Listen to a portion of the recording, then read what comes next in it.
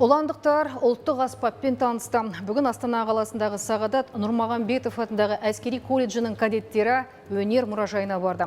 Отан қорғаушылар күні қарсаңында ұйымдастырылған шараның басты мақсаты оландықтардың рухын, патриоттық сезімдерін ояту. Жиын барысында қазақтың саз-сырнай, сыбызғы, керней, дауылпаз сынды көне аспаптарының шығу тарихы айтылып, концерттік бағдарлама қойылды.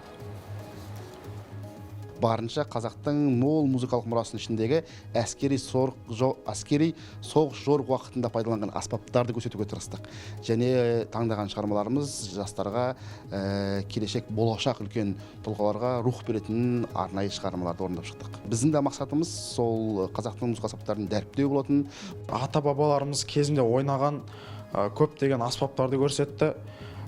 Бізге бәрі ұнады, өте тамаша. Ішкі сезім, рух оянды ішімде. Отанға деген сүйіспеншілік оянды. Бұдан бөлек оландықтар мұражайда қойылған қазақтың ұлттық бас киімдерімен де танысты.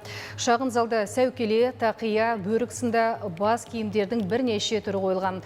Оның ішінде қазақ батырларының жорық кезінде киген дулығасы да таныстырылды.